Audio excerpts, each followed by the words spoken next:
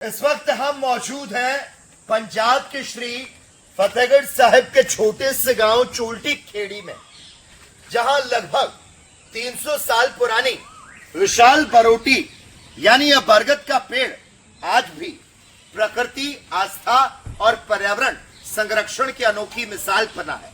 करीब 8 एकड़ क्षेत्र में फैला ये विशाल वृक्ष पंजाब का सबसे बड़ा पेड़ माना जाता है और इसकी फैली शाखाएं और जमीन में उतरती नई जड़ें इसको छोटे जंगल का रूप देती है।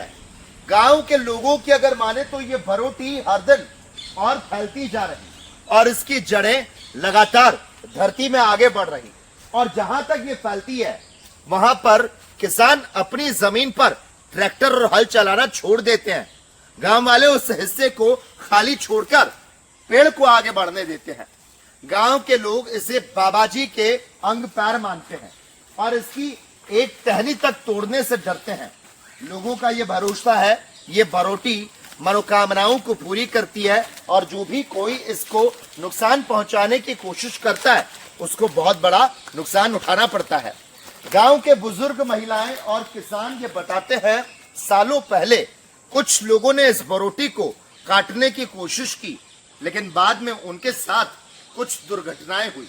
कई लोगों को बड़ा नुकसान उठाना पड़ा और इसी कारण आज भी कोई भी इसकी टहनी काटने या पत्ता तोड़ने की हिम्मत नहीं करता है। गांव में प्रचलित मान्यता के अनुसार कई दशक पहले एक साधु यहाँ पर खेतों में आकर ठहरे। उस समय किसान दंपति निसंतान था। साधु ने किसान की पत्नी को बभूति दी और आशीर्वाद दिया, लेकिन किसान ने उस पर भरोसा नहीं किया और वो भभूति साधुओं की धुनी में डाल दी गई। गांव वालों के अनुसार कुछ समय के बाद उसी स्थान पर एक छोटा पौधा उगाया जो धीरे धीरे विशाल बरोटी में बदल गया।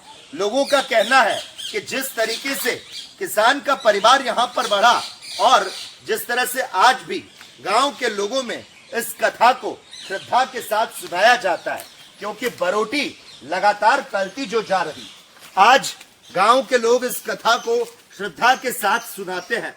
बरोटी की चमत्कारी कहानी को करीब 8 एकड़ क्षेत्र में फैले इस पेड़ को लोग प्यार से बरोटी कहते हैं, जिसकी शाखाएं जमीन तक झुककर नई जड़ों को बना लेती है और यही जड़ें आगे चलकर नए तनों का रूप ले लेती है और पेड़ लगातार फैलता जा रहा। दूर से देखने पर यह किसी घने जंगल जैसा दिखाई देता है। बरोटी के अंदर सैकड़ों पक्षी, मोर, जीव जंतु रहते हैं और गांव वालों का कहना है गर्मियों में यहाँ पर ठंडक बनी रहती है। पर्यावरण प्रेमियों के लिए ये स्थान किसी प्राकृतिक धरोहर से कम नहीं है।